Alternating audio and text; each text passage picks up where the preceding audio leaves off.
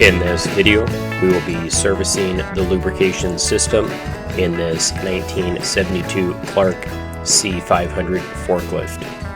And to begin this process, I have raised the forklift onto blocks so I can get easier access underneath it. And we can also remove the forks so they do not become a hindrance. We'll begin by taking a look underneath from the front of the forklift, and taking a look towards the rear, we can see our transmission pan. Behind that transmission pan, we have our oil pan. And if we take a look underneath from the side of the forklift, we can also see that transmission pan, and behind that we have our oil pan. And a little closer vantage point, on the oil pan, we do see our oil drain plug. Now this drain plug does use a 1 1/8 inch bolt, and you will want to have a drip pan underneath as you loosen this up.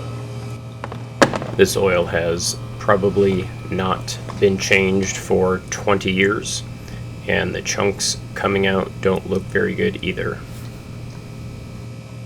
And while that drains, we can shift our focus to the top of the engine. And taking a look at our engine, we can locate our oil filter.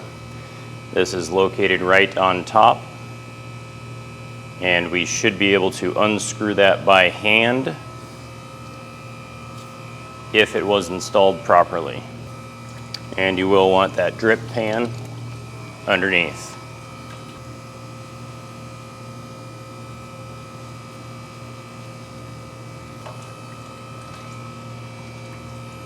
And we will do a little cleanup because this oil does not look like it has been changed for about 20 years.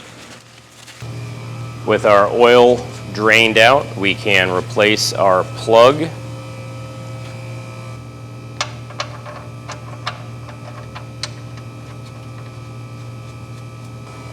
And tighten that down.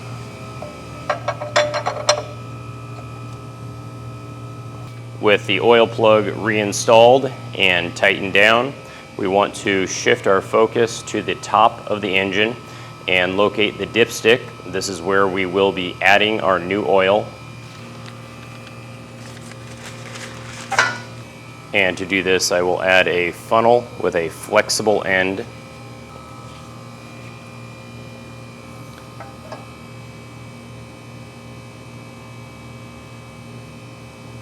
And after 3 quarts, I am going to check where I am at on the dipstick.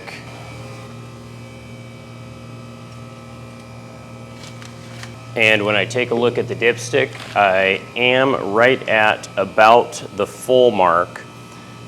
So I'm going to stop adding oil for now so I can install the filter and run it before I check it again. And I always like to compare my new filter with my old filter just to make sure that they look the same. And we will apply a little bit of new oil to the ring on the new filter, and then we can install that new filter.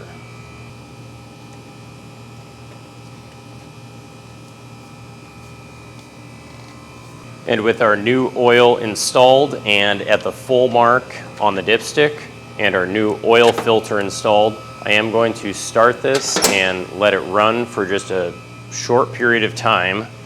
This will allow the oil to flow throughout the engine and will allow me to get a more accurate reading for if I need to add more oil.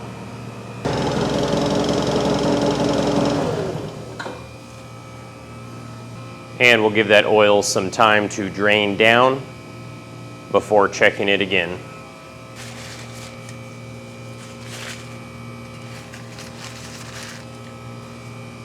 And after letting the engine run with that new oil filter, I can see that I am at my add mark.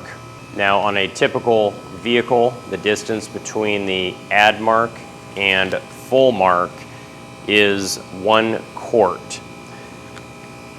I am only going to add a half a quart and then check it again. And with half a quart added, I am basically halfway between add and full.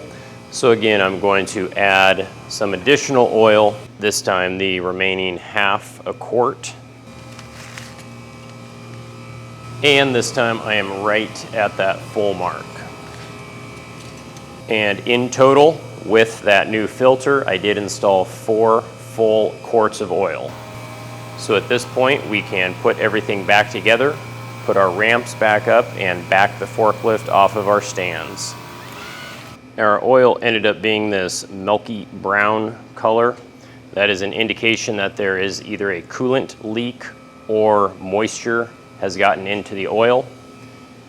Because this equipment was not maintained very well for about 30 years, we will run this current oil for a while and then do oil analytics on that to make a determination if we have a coolant leak or if moisture had just entered the system due to lack of maintenance.